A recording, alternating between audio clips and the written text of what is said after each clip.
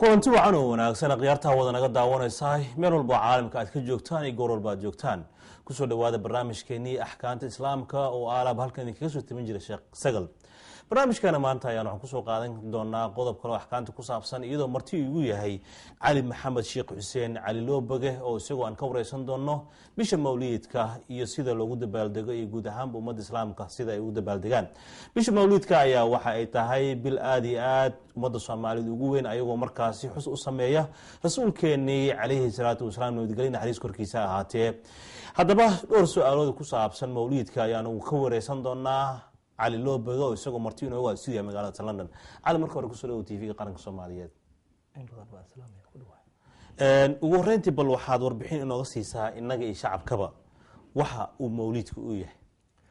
بسم الله الرحمن الرحيم الحمد لله رب العالمين والصلاة والسلام على سيدنا محمد الأمين وعلى آله طاهرين المطهرين وصحابته الكرام أجمعين اللهم فصل وسلم على عبدك ونبيك محمد وعلى آله وصحبه وسلم وبعد فيقول رب جل جلاله في محكم تنزيله وهو أصدق القائلين وذكرهم بأيام الله إن في ذلك لآيات لكل صبير شكور صدق الله العظيم. أنت أنا نسو قدبين جوابت هذا أنكو جوابيو وحرباه إن لو ذاقو فرصة عجيب كبضن عالم كإسلامك وأنا راهضو inta islaam ah oo ifiirsanaysa ama ifiirsan doonta iyo intii warka heshaba waxaa idinkugu bogaaginayaa oo idinkugu tahniyadaynayaa bisha dhalashada nabiga calayhi salaatu wasalaam ku beegan farxadda yaan ku faraxsanahay inaan kala qayb qaato waxaana muxuu ahaa khaasatan si khaas ah u salaamayaa oo nagu bogaaginayaa ugu tahniyadaynaya ummadda Soomaaliyeed weliba culimada isku tacalujisay oo xil iska saartay inay muujiyaan farxadda nabiga calayhi salaam mawliidkiisa ay ku farxayaan iyo dhalashadiisa ee ummadda baraysa jacaylka nabiga calayhi salaatu wasalaam baraysa siiradiisa calayhi salaatu wasalaam baraysa in uu u yahay nabiga calayhi salaatu wasalaam ahadka kaliya ah oo la faray naftooda iyo wax alle wax agtooda qiimo kale inay ka jeclaadaan culimadaas arintaas u istaagtay oo meel walba caalamka ka joogaanba waa salaamaya ilaahay ha idan barakeeyo baan leeyahay. waxaan usoo gudbayaa mawliidka nabiga calayhi salaatu wasalaam. mawliidka waxa weeye kelimo carabi ah weeye af soomaali ma aha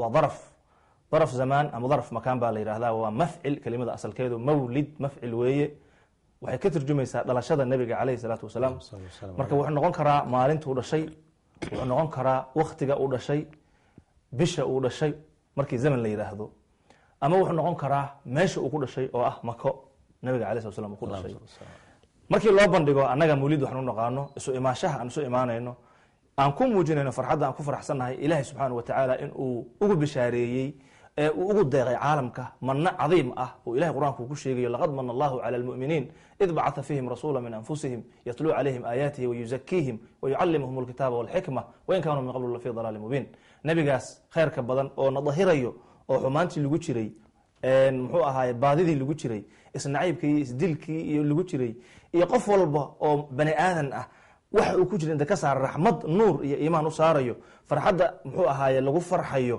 ayaa muxuu ahaaye hadduu ilaahay kuu roon yahay mawliidku kaas ayaa muxuu anagu noo yahay mawliidka waxaa yani markaan mawliidka dhahayno isu imaanshahaas taas aan ku muujinayno weeye. maalintuu nabiga dhashay waxay ahayd maalin isniin ah. maalintaas isniinta ah bisha rabiicul awal 12 iyo kaga aadaneed waxay ahayd sanadka la yiraahdo caamul fiil oo uu weeraray ninkii abraha la oran jiray oo ahaa Etoobiyaanka muxuu ahaaye xabashiga ahaa oo kacbada weeraray maalintaas laftirkeedu nabiga dhashay calayhi salaatu wasalaam waxa sheegay xadiis saxiix ah oo Abdullah ibn Abbas uu warinayo xadiiskaas waxa soo qaadanaya xaafid la yiraahdo xaafid dhahabi kitaab uu leeyahay oo muxuu ahaa siiratu nabawiyya la yiraahdo ayuu ku soo qaadanaya marka wuxuu tilmaamayaa nabiga inuu dhashay calayhi salaatu wasalaam maalintii uu soo galay abraho kacbada uu soo galay caamul fiila marka la yiraahdaa maalintuu muxuu ahaa soo galay muxuu ahaa ninkaas maxaa yeelay dhacdo weyn ay ahaan lahayd waana noqotay oo ilaahay baa subxaanahu wa tacaala ka caymiyey oo ka celiyey oo ka radiyey wixii uu muxuu ahaaye hagardaamadiisii. marka dhalashadaas nabiga uu dhashay maalintaasu lamid ma ahayn maalmaha kale, maxaa yeelay ahlu samada khabar baa ka jiray oo isweydiinayeen, ahlu ardada khabaray isweydiinayeen, dadkii joogay reer mako khabaray isweydiinayeen, yahuuddii ahlu diinka ahlu kitaabka khabaray isweydiinayeen, dadkii ma garanaysaa iyaga laftirkooda ahlu kitaabka kala ahaa oo nasaarada khabaray isweydiinayeen. waxaa dhacay bahalladii muxuu ahaaye wuxuushti baa khabar isweydiinayey oo isu sheegayey. waxaa ku dhacday boqoradii xilligaas jiray arrin aysan filanayn oo sanamyaalka ay caabudayeen baa muxuu ahaaye qaar naar caabudaya ka dantay, qaar muxuu ahaye biyihii ka guray, qaar guryihii iyo ma garanaysaa iyo xafiisyadii ku dumay. wax badan oo weyn oo isbedel ah ayaa ka dhacay maalintuu nabiga dhashay calayhi salaatu wasalaam. dhacdadaas marka dhacday ayaa bilowgeedu ahaa gogoldhigga mawliidka nabiga calayhi salaatu wasalaam. markii laga soo gudbay xilligaas laga soo gudbay, xadiid waxaa jiray xilligaas laftirkiisa nabiga calayhi salaatu wasalaam markuu dhashay ilaa iyo laga gaaro markii nabinimada muxuu ahaaye ilaahi subxaanahu watacaala uu u amray inuu nebi noqdo, malkul jibriil u yimid. waxaa dhacday dhacdooyin badan, laakiin lagama sheekeyn kara. haatan masalada kuma tacaluqda, waxaa keliya ku tacaluqda mawliidka iyo akhbaartiisa. mawliidka iyo akhbaartiisu waxa weeye kitaabka qur-aanka ah iyo sunnada nabiga calayhi salaatu wasalaam iyo culimada islaamka qaadibatan gabi ahaanba waa ka wada hadleen. wax sugan oo diinta ku sugan weeye. insha allahu tacaala haddaa iga weydiisidna waa garta waay. waxaan rabay inaan ku weydiiyo su-aal kale ku aadan, ma jiraan culimo diiday waayihii bilowga xuska mawliidka? haddaysan jiraanna wax daliila ma haysaa? maasha allah. horta mawliidka nabiga calayhi salaatu wasalaam axad bilaaba nabiga ugu horreeyey in loo dabaaldego. nabiga wuxuu soomi jiray maalinta isniinta ah. waxaa la yidhi maxaad u soomaysaa? wuxuu yidhi waa maalintii lay dhalay. waxay tusinaysaa nabiga inuu siiyey yani fiiro gooni ah, maalintaas inuu siiye tusinaysaa. sideedana nabigeena calayhi salaatu wasalaam caam ahaan wuxuu samayn jiray maalmaha dhacdooyinka cajiibka leh ay dhaceen, wuxuu siin jiray ihtimaam murug si gooni ah ayuu u faajifaajoon jiray. qur-aankana wuu sheegayaa saas. aayadda hadayaan ku bilaaday wadakirhum biayaami illah. ilahay wuxuu yidhi maalmaha ilaahay subxaanahu watacaala dadka kuwaani. marka maalmaha ilaahay oo cajiibka badan oo qofka markii looga sheekeeyo waxa dhacay uu ka muxuu ahaaye uu kororsanayo taqwo iyo maxabo uu kororsanayo ayay ka mid ahayd. nabigana calayhi salaatu wasalaam wuu soomay. soonka nabiga uu soomay marka waxay tusinaysaa bilow u ah ixtifaalka mawliidka. waxaa kaloo jirta xadiid uu warinayo xaafid dabaraani kitaabkiisa mucjam alkabiir uu ku warinayo. xadiidkuna sanadkiisu lama durin.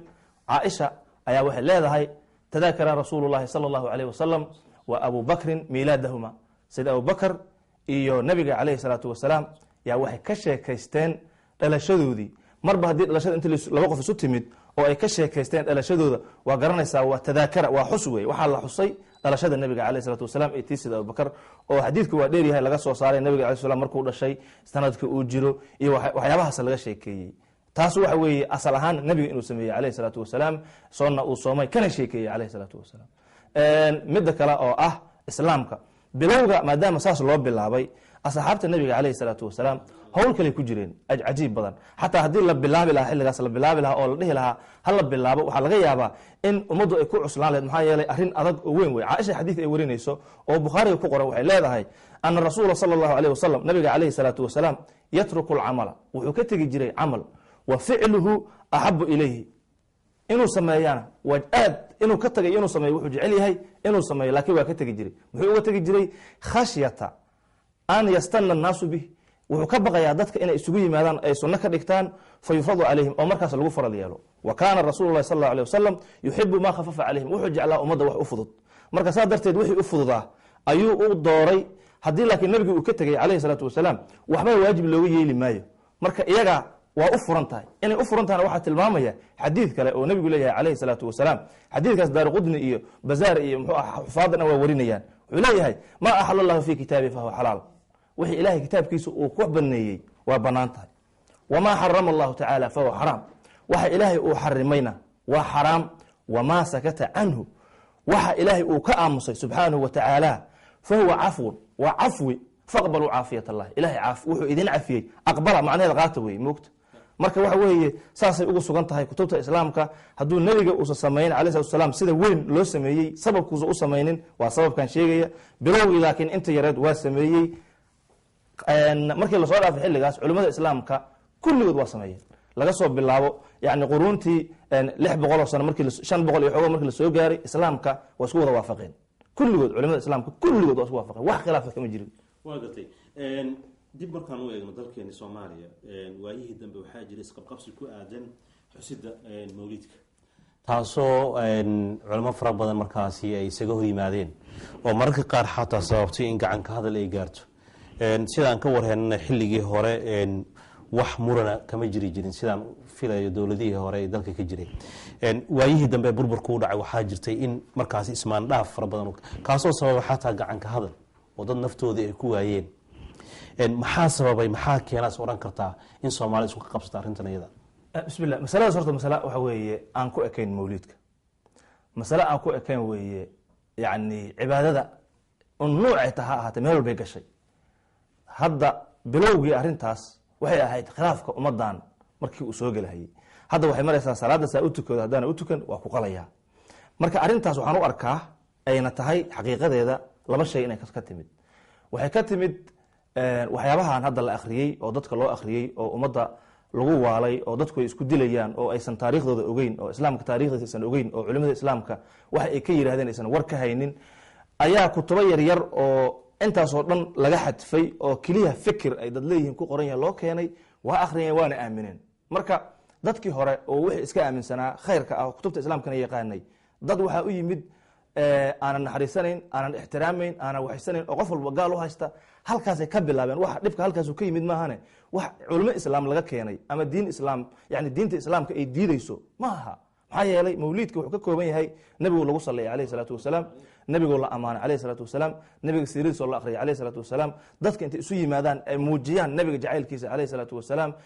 laiswacdiyo oo qof walba khayr loo sheego sharta laga reebo dadka cuntana la isa siiyo iyo intaas in ka badanoo khayr un ah intaas marka in laysku khilaafayo in laysku dilo ma mudna mid walboo ka mid ah diinta islaamka wuxuu ku leeyahay wax weyn ku leeyahay saa darteed waxaa garan kartaa marka dhibta haddana haysta bilowgeedii bayba ahaydba arrintaas waa gartay markii hore waxaad ka shanqarisay in wixii 600 sano ka dambeeyey in culummada islaamka oo dhan isku waafaqeen oo markaasi mawlidku ahaa mid maaragtay joogto ah oo caalamka islaamka oo dhan markaasi la isku waafaqo culummada ay si fiican u wada sameeyeen balse asxaabta xilligii asxaabta nabiga naxariis nabadgelyo korkiisa ahaatee ma aysan sameyn sidee marka hadda loo samayn karaa haddii aan xilligaas aan la samayn horta waxaa jira mas'alo dadka inay fahmaan loo baahan yahay waxaan asxaabta ma sameeyeen mise ma samaynin nabiga ma sameeyeen mise ma samaynin ma ahan masaadirta islaamka iyo sida wax loo daliishado iyo sida wax loo nahiyo saas ma aha waa gartay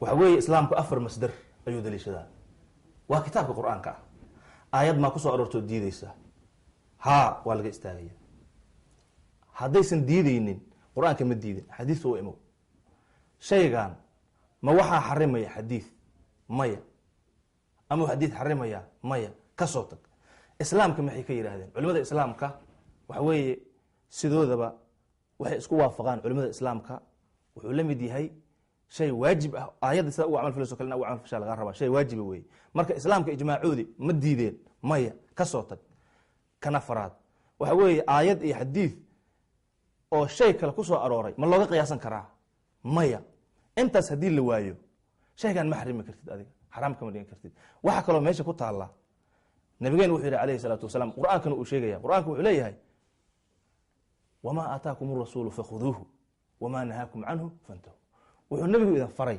qaata amar waay waxa uu inka reebayna ka istaaga waxaana meesha ku jirinin wuxuu nabigu uusan samayn ha samaynina kuma jirto xadiidkana wuxuu leeyahay waxaa idin faray fa'tuu minhu ma stadactum waxaa ka awoodi kartiin kala imaada wixii wamaa nahaytukum canhu waxaa inka reebayna fajtanibuuhu gebigiisba ka dheeraada marka xadiidkana fari maayo wuxuu nabiga ka aamusay wuxuu nabiga ka aamusay marka maxaa laleeyahay waxaa laleeyahay xadiid hadda ma kuu sheegay oo aan muxuu ahaay wax yar ka hor soo dureeriyey oo ahaa wuxuu ilaahay xarimay waa xaraam wuxuu ilaahay baneeyey waa xalaal wuxuu ilaahay ka aamusana cafwi baa ku suganay qaata soo lama dhihinin nabigana wuxuu yidhi calayhi salaatu wasalaam xadiid kale man sanna fi lislaami sunnatan xasanatan falahu ajruha wa ajru man camila biha islaamka dhexdiisa qofkii ku jideeya oo ku bineeya oo ku bilaaba oo ku dhisa shay wanaagsan wuxuu ku leeyahay ajir in allay intay camal fasho oo sunnadaas ku camal fasho ajirkoodana waa leeyahay.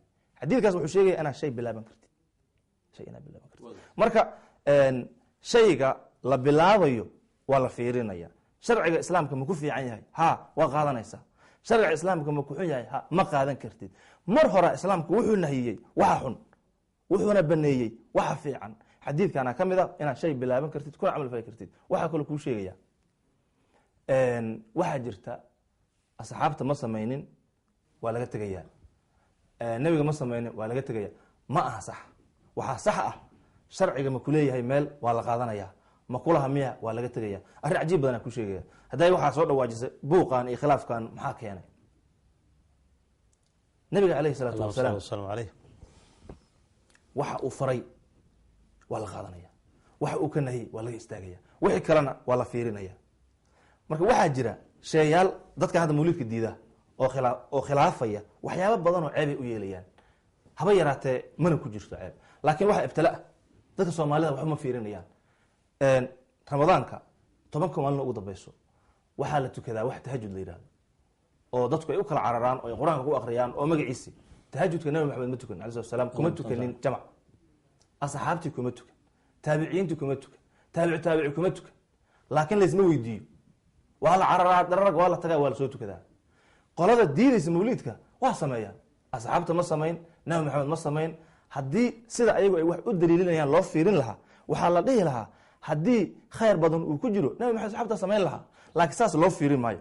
waxaa loo fiirinaya waxaana wax wanaagsan miya, sharciga islaamka ma ammaanay, waa la qaadanaya. sida tan loo qaatay mawlidkuna waa lamid. maxaa yeelay tanna khayray kulmisay, tanna khayray kulmisay.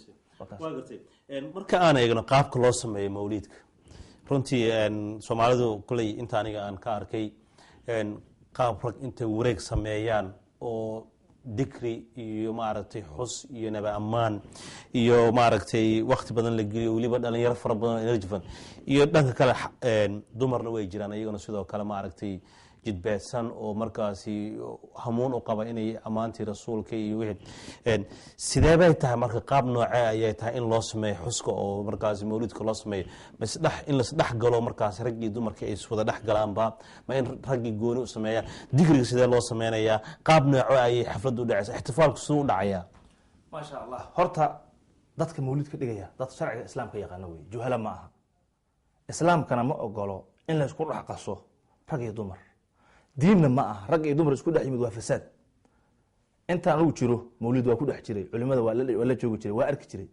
weligii ma arag yani gabdho iyo rag lays dhex gelinayo maanan arag. gabdhahana meel baa la fariisiyaa, ragguna meelay fariistaan. waxaa kaloo jirta oo ragga iyo dumarka wax bartay ay sameeyaan, gabdhahana gooniya u dhigtaan, ragguna gooniya u. maxaa yeelay nabigu waa wada leenahay alayhi salaatu wasalaam. ilahayna wuxuu le subxaana watacaala ku farxa nabiga alayhi salaatu wasalaam, qul bifadli illaahi wa biraxmatihi fabidalika falyafraxuu. ha ku farxaan. faraxana lama tilmaami karo in laysku yimaado oo laga sheekaysto oo laysbishaareeyo oo muxuu ah yaa farxad la muuji karaa. haddii kale farxad ma aha. qofku markuu wixiisa ku dhex jiro farxad maaha. waxaa tusaale ku ah xadiid bukhaariga uu warinayo, nabiga alayh salatu wasalaam adeerkiisa abilahab ayaa ku farxay nabiga markuu dhashay alayh salatu wasalaam. keligiis kuma farxin, waxaa ku farxay nabiga adeeradiisa oo dhan iyo awgiis baa ku farxeen. sababka u farxeen waxa weeye aabihiis nabigu calosh ku jiru dhintay, carabtuna gabdhahay necbaayeen. systemka hadda jirinna ma jirin oo ah in la ogaado qof waxa caloosha ku jira inuu rag yahay iyo inuu dumar yahay. marka way sugayeen wuxuu noqon doono. hadday gabar noqoto kuma farxi lahayn xilliga, haddii micnaha xilligoodii wey juhalada moogta. laakiin hadduu wiil noqdo ku farxi lahayn. markuu wiil noqdo waa ku wada farxeen. markay ku wada farxeen, abilahab oo qur-aanka ku soo arooray in uu ahlunaar yahay ayaa gabar xoreeyey. abaalmar uu ugu abaalmarinayo nabiga ugu bashaaraysay inuu dhashay alayh salaatu wasalaam. bukhaari wuxuu warinayaa abilahab maalinta isniinta ah waxaa laga fududeeyaa cadaabka la cadaabayo. farxadda uu ku farxay nabiga alayh salatu wasalaam abaalmar loo abaalmarinayo. waxaa ka qaadanaysa meesha waxaa ka qaadanayna dhowr mas'alo. waxaa ka qaadanayna faraxa in wax lagugu siinayo markaad nabiga ku farxid alayh salatu wasalaam. markaad muujisid axadka muujiyey waxaan la siinin axadka aan muujin in la siinayo. faraxna sidiisaba caam ahaan ma muuqdo in inti lasu yimaado oo la wada sheekeysto oo lasu sheego waxaa lagu garan karaa markuu canug kuu dhasho waa faraxsan tahay canug waa kuu dhashay alxamdulilah laakiin ku ekaamaysa waa faraxsanahay dadaa u yeeraysa kaale caqiiqaan samaynaya magaciisa fadaxaa ku muujinaysaa moogta marka lama ogola in laysku yimaado mana dhici doonta culimaa weeye nabigooda jecel ay ku muujinayaan nabiga maxabadiisa caleyh isalaatu wasalaam laakiin dadka nahyinaya oo reebaya waxaysan u hayn aayad nahyinaysa mawliidka aayada diida kuma laha mawliidka xadiida diida kuma laha culimada islaamkaa diiday kuma laha waxaan u malaynaya inay tahay annagaana rabin adiga haddaada rabinna qof islaam ah camal uu camal falayo oo ilaahay uga dhawaanayo oo diintu uu meel uga haysto qof rabidiisa laguma dhiso ma garanaysaa haddii ay hayaan aayad qur'aan ah waa la qaadanaya haddii xadiid waxaan kuu sheegaya xadiid cajiib badan wa kullu bidcatin dalaala wa kullu dalaalatin fi nnaar xadiid la yihahdaa jira iyo man camila camalan laysa calayhi amruna fahuwa raddun amarkeena yani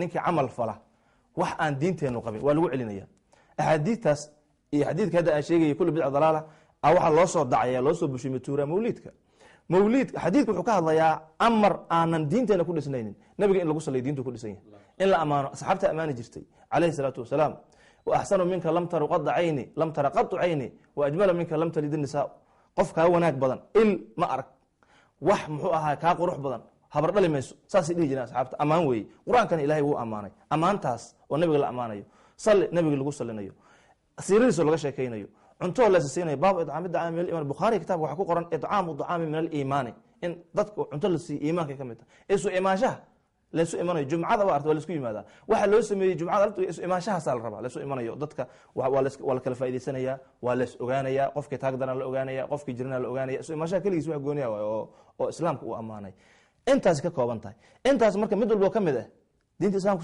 soo geli mayso xagee marka xadiidkan uga tacaluqa kuma tacaluqo kullu bidcati dalaala culimada islamka waa fasirtay imaam nawowi yaa fasiray imaam shaafici yaa fasiray imaam ibnu xajar alcasqalaani yaa fasiray xufaadda islaamka o dhan aa fasirtay kulli ragga xamalatu sharciga ah oo diinta loo aaminay ayaa waxay fasireen wa kullu bidcatin dalaala caamun maksuusun waa caam lafdiga laakiin wuxuu ka hadlaya waxa weeye shayga aanan fiicnayn mawliidku waa fiican yahay waxaad sheegtay in dadkani ay yihiin dad yar oo diidan in la xuso mawliidka goormay bilowdeen xageese ka bilowdeen yaa sheekh u ah maxayse haystaanu markaas ay daliishanayaan su-aashaas iyada laftira su-aal cajiib badan weeye horta islaamka wuxuu lahaa quwaad dad hogaamiyo laba nooca lagu hogaamin jiray culimada cilmigay ku hogaamin jireen waa qoreen kutubta islaamka markay noolayna waa sheegi jireen kadibna sunadoodii ay qoreen kutubtooda ay qoreen la qaadan jiray noocaas waa ku hogaamin jiray dadna waxay ahaayeen madax waxay ku hogaamin jireen madax saalixiinah oo wanaagsan sidii cumar cabdilcaziiz oo kale sida rag badan oo mawliidka ragga muxuu ahaaye sida saan in loo ixtifaalo sameeyey oo imaam dahabi kitaabkiisa siyarka uu ku sheegayo kitaabkiisa taarikh islaam uu ku sheegayo waxa weeye nin la yihahdo maxamuud nuuruddiin zinki nin la yihahdo kale muxuu ahaaye nin la yihahdo melikulmudafir oo kale raggaas waxay ahaayeen islaamka rag caadiliin ah oo diinta islaamka aad iyo aad ugu dadaalay oo raggii saliibiin la dhihi jiray iisheeg muxuu ahaaye faadimiyiinta iyo nimanka xumaayo islaamka ku dheelo sheecada ahaa ragga baabi'iyey oo la diriiray salaaxudiin alayubi raggaas oo kale waxay ahaayeen ragga hogaamiyaha islaamka ku hogaamiya dariiqa suuban oo gaalada iyo bidcada iyo sharta dhanna la dirira sida kutubta islamka ay qorayso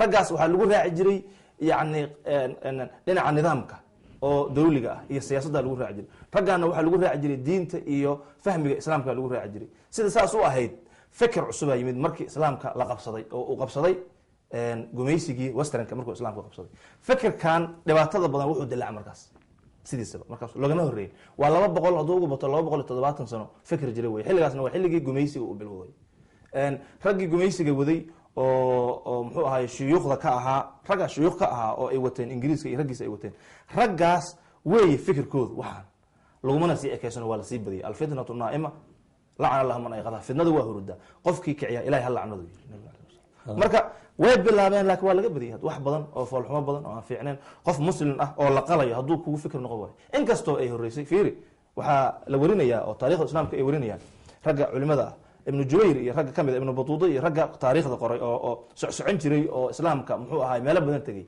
waxay ka hadlayaan madiino nabiga calayhi salaatu wasalaam qabrigiisa in la furi jiray meel laga furi jiray markii la gaaro bisha mawlidka markii la gaaro in la furi jiray oo la salaami jiray oo muxuu ahaa la isugu bishaareyn jiray oo ahlu madiina saas ay u dabaaldegi jireen. ahlu maka wuxuu sheegaya ibnu jubayr in meesha nebigu uu ku dhashay ay tegi jireen oo ay ku dabaaldegi jireen ahlu mako saasay ahayd. a'imadii imaamada ka ahaa oo kutubaha ka akhri jiray waxaa ka mid ah ninka la yidhaahdo muxuu ahaaye zayn daxlaani imaam la yidhahda ka mid a waxaa ka mid a muxuu aha ibnu xajar alhaytami aa ka mid a iyo rag badanoo ka horreeyo ka waaweynaa saasaa loo waxayn jiray. laakiin markii la qabsaday islaamka xukunka waa la bedelay, magacii waa la bedelay, nooc waxaa laga dhigay cunfi ah oo islaamka lagu soo jiheeyey. dhibka socda waa kaas annagana soo gaara. waa gartay. marka ummadda soomaaliyeed sidee u habboonayay arrintaasi uga midoobi karaan fikir ahaan? fikir ahaan horta waxa weeye soomaalidu dhiba haysta aada u badan. dhibka haystana waxa weeye wax ma akhriyaan, wax ma hubsadaan. haddee qof walbo soomaali ah kutubta islaamka hadduu taarikhda akhriyi lahaa waxaana meesha kasoo bilowdana ogaan lahaa, wixii ka horreeyana waa ogaan lahaa. tala ahaan anugu waxaan dhihi lahaa odayaasha, aabbayaasha iyo quwaadda madaxda, ragga siyaasiyiinta ah, mucalimiinta, ragga muxuu ah hooyooyinka, wixii hadda naga halaabay waa naga xumaadeen. wixii hadda ah ha fiirsadaan. saxiix muslimka bilowgiisa waxaa ku qoran athar ibnu siriin laga soo guurinayo, wuxuu leeyahay ina hada diina matiinu fanduruu caman ta'khuduuna diinakum. war diintan diin sugan weeye, qofkii siday tahay u raaco ilahay waa ku hadaynaya. laakiin dadaa waxay ka qaloocinayaan fasirka. iska eega cidda ka qaadanaysa balaayada ka raacina. marka in layska fiiriyo dadka diinta laga qaadanayo, in layska fiiriyo caruurta wax la barayo, in aan qofkii shalay canugaaga in uu wax xun aamino kugu qasbay ee qaara isqarxiyeen saakay yaadan shiikh yani u arag inuu shiikh yahay saakay shalayna miduu qarxiyay maantana kii kala usii wadaa. iyo wixii laga baray buugaagtii laga baray oo wixii ay weli ku qoran yihiin oo dugsiyaalka lagu dhigo oo masaajidda laga akhriyo, waxaas in dhug loo lahaado oo la garto oo laga joojiyo. markii waxaas laga joojiyo waxaa soo noqonaysa raxmaddii iyo tartiibtii iyo ixtiraamkii iyo fahmigii. qof wax garanaya oo xasil leh oo haddaa wax u sheegto ku dhegaysanaya dadku noqonaya. lakin dadku dad waa la waalan wey. haddaan su-aal ku weydiiyo, waxaa jirta meelo fara badan oo dalkeeni ka mid a oo iminka aan laga xusin mawlidka. ka culamo ahaan waad ka gaabiseen miyaan la ohan karin doorkiinay ku aadinaa in dadka ad u sheegteen inuu mawlidku yahay wax wanaagsan oo markaas la xusi karo sanad walba keeni karo? horta culimada islaamka khaasatan culimada soomaaliyeed waxaa ku dhacday musiibada caamka oo soomaaliya ku dhacday. kii sheikh ahaa meeshuu joogo ku baqaya. maxaa yeelay waxaa jiray canug yar oo wiilkiisa uu dhalay, yani axad intaas noqon kara saas u yar uu dhalay oo shiikhi inta u yimaado qalaya ama xabad ku dhufa ama qarxinaya. waxaa lagu qasbay culimada inay dadka wadanka ka cararaan badankood, kii joogana uu iska aamuso. inta ka horreysay xillada dhibkan uu dhacay waa garanaysaa soomaaliya wax ka jiray, gobol walba wax ka jiray waa ogtay. culimada islaamkana hadda xaafid alciraaqi, xaafid la yihahdo oo ibnu xajar alcasqalaani ninka sharaxay kitaabka bukhaariga ah, shiikhiisa wuxuu leeyahay mawliidka haddii la dhigo ammaan waaye, sanadkao dhan qofka ammaan helaya. ilahay baa uxuseen raxmadiisa. maxaa yeelay waxaa udhigaysaa nabiga jacaylkiisa, waxaa ku muujinaysaa maxabada iyo iimaankaaga. yani saas markay tahay ilahay amaan kugu siinaya. islaamka saas iska soo guuriyeen. soomaaliya markay saas samayn jireen waxay haysteen raxmad, waxay haysteen naxariis. dhib walbo wadanka ka dhaca, gaal walbo kusoo duula, wax walbo micnaha loo soo maleega lama keri jirin. hadda laakiin gaalada iska dhex fadhida, wax walbo dadkii waa wada gaalooyen. meeshaan anigu inta aqaano gaalo ah waa badan yihiin, jaamacadaha nala dhigtaan, muxuu ah meelaha noo yimaadaan. dhibta dhacday waxa weeye culimadii afka la qabtay, ma hadli kartida la yidhi, culimo kalea la samaystay oo cajiib badanoo oo diintoodana maxduuf tahay, meel dhow kasoo bilaabatay iyo fahmigoodaba. marka waxaas dhibta haystaa waxaas weye, mana aamusaan, waa sheegaan, idaacadaha laga sheegaa. dhibta ugu weyn laakiin dhaca waxa weeye idaacadaha laftirkooda ma siiyaan jaanis iyo fursad dadka fikirka saliimkaa qaba ay ku gudbiyaan, ma siiyaan. maxaa yeelay idaacaduhu waa commercial, waxaa waaye ganacsi. ganacsiguna wuxuu fiirsadaa meesha isha kasoo gelaysa, halkaana dhaqaalo fiicana ka jira, halkaasaa la fiiriyaa. qofkii xataa wariyaha xataa xoogo yar sameeyo waa laga qaadanaya. waa gartay. dhibtaasaa jirta. marka misleedihiin maadaama hadda aad doorkii ahlu sunna waljamaaca ciidan xoog leh ay leedahay, shuyuuq fara badan ay joogaan, meelo badan ay joogaanna ay ka xuseen mawliidka, ma laga yaabaa marka inaad spread ku samaysaan ood micnaha dalkao dhan wada gaarsiisaan oo wacdiyo fara badan aad samaysaan oo wanaaga mawliidkii sida uu yahay ummadda aad u sheegtaan? horta waxaad ogaataa dadka soomaalida ah oo wadanka jooga fikirka waa qabaan. horta dadkii soomaalida ah oo fiicnaa ilaa wax yar nabar yar oo la wareeriye maahane dadki fikirka waa qabaan. laakiin dhibka haystaa waxay tahay ma dhaqaaqi karaan, waa la dilayaa. culimada soomaalida ah ee ahlu sunna waljamaaca waxay u baahan yihiin laba shay u baahan yihin. waxay u baahan yihiin shacabka oo fahma dhibka lagu hayo, ma fahamsana. ninkii baray wiilkiisa inuu isqarxiyo oo baray asaga xataa inuu gaal yahay oo rabo biri inuu kusoo diro uu ku daba tukanaya shiikhu u yaqaana war kale dhegeysan maayo. Soomaalidu waa inay fahmaan fikirkan qofka aaminsan waa dilaa. Markay saas fahmaan waxa weeye culimada inta hadda ahyaana waa ku dadaalayaan. Hadda kadib waxa soo socdana waxa weeye ilaah baa garanaya, laakiin waa kulligeen waa fartoona inaan dadaalno. Midda labaad waxa weeye dowladda madaxdeeda waxaa laga rabaa in ay jaanis siiyaan culimada ay ku garab galaan. Hadday sii lahaayeen jaaniska saxda ah culimada ahlu sunna wal jamaa hadday sii lahaayeen ciidan kale uma baahdeen. waxaana loo baahneen African Union, waxaana loo baahdeen wax kale. ahlu sunna wal jamaa waa ku filan tahay wadanka, sababtoo ah hal dhagay wax ka maqlaan, sheekha wax u sheega, diintana saas ah. waxayna ixtiraami lahaayeen madaxdooda, wadankoodana meelay saari lahaayeen. laakiin ilaahay fadligiis waxay ku dhacday in madaxdina aysan dhegaysan oo madaxda xataa wax kale ay dhegaystaan, fikirkii aan dadku wada fahamsanayn. iyagii marka zamanu sukuut, zaman waxay iska yimideen in la iska aamuso mooy wax kale aanan muxuu ahaa qofku u suurtoobin. waa gartay, maadaama dalkii badbaado dhinac walba uu u baahan yahay, ahlu sunna wa jamaaca doorkooda ku aadanaa dhinaca badbaadada diinta hadday noqon lahayd iyo dalkaba, hanaan intee leeg ayuu maraya, haguu maraya ay kulanta waqtigan xaadirka la joogo? maasha allah, horta xilliga hadda la joogo xilli ahlu sunna wal jamaa ay ka fiican tahay malaha. sababta waxa weeye marka hore diintan Soomaaliya rag baa keenay, ahlu sunna wal jamaa ay ahaayeen. waxay u mareen dadaal, waxay u mareen dagaal, waxay u mareen dhib badan. qaar baa naftoodii waayey, qaar baa dhaawacmay, waa loo dilay, waa loo xiray, waa loo gumays, wax walbay la dirireen. markaasay annaga aabbayaalkeena waxay u keeneen diintiyo bisil oo saxan ku jirta oo iska qaada. marka annaga jiilkeenna waxayna soo gaartay iyadoo bisil oo noogama baahna dagaal iyo muxuu ahaaye wax ka dhicin iyo noogama baahnayn. waxaan u fahamnay marka maba warka ma hayn, dib uma fiirin dhibka ay usoo mareen, ma anaan fiirin. keliya waxaa fiirin inaan bisasha iska cuni karno oo iska haysano, iska raaxaysanayno. sidiisaan u ahayn balaahi cirka ilaahay ka keenay oo wax allay waxay rabaan iska dhahaya, dadku waxay rabaan u jawaabaya, qur-aanka ka been sheegaya, aayadihii ka been sheegaya, nabigii ka been sheegaya alayhi salaam, wax ixtiraam aan lahayn, dilaya qof walba. marka culimada Soomaaliya waxay ku jiraan door cajiib badan.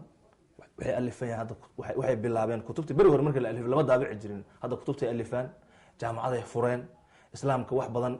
hadda Soomaaliya waxaan is leeyahay dhowrka sano soo socda waxay ogaan doonaan doorka culimadooda inuu soo noqday, iyaga ogaan doonaan. waa gartay, waxaanu soo gaarnay guntii gabagabadii barnaamijkeena. baaq noocaayo ummadda Soomaaliya u diri lahayd, maxaase talo usoo jeedin lahayd? allahuma salli cala mukhtaari sayidina maxamed nabiy daahir zakiy wa alihi wasaxbi wasalam. ummadda Soomaaliyeed horta mar labaad waxaan ugu bogaaginayaa mawliidka barakaysan. ilaahay subxaanahu watacaala bisheeda samay isaadaha nagu gaarsiiyo. ilaahay subxaanahu watacaala waxaan ka baryahayaa anagoo isbedelnay oo xaqa fahamnay oo waxaa nala ku dhibayo u aragnay wax naloo soo maleegay ay yihiin, ilaahay bisheeda inuu nagu gaarsiiyo. waxaan ilaahay ka baryayaa tawfiiq iyo ijaabo inuu ilaahayna siiyo. waxaan ilaahay uga baryahayaa in qof walbo Soomaaliya dhibkiisa maanta ilaahay ka qaado, dhibka ka qaado, wadanka ilaahay noo dejiyo. culimada sulaxada ah oo xamalatu sharciga ah oo wadankii noo joogtana ilaahay subxaanahu watacaala dadka fahamsiiyey inay culimadooda yihiin. intaas waa duco. baaqa aan dirayaa waxa weeye dadka Soomaaliyeed dadkeennii wey, waa jecelnahay, waana dhaleen, waa la dhalanay, waalid bay noo yihiin, meel walba ay joogaanba. waxaan ka baryaynaa in caruurtoodii maanta isqarxinaysa wixii ay ka barteen, kutubtii iyo buugaagtii ay ka barteen, in ay fahmaan oo mid labaad aysan barin. arrintaas baaqaan u diraya wey. waxaan dhahayaa oo u dirayaa culimada ahlu sunna wal jamaa, waxaan leeyahay madaxiina allaha raajiyo, ilaahay kor ha idinka dhigo, cumrigiina allaha dheereeyo.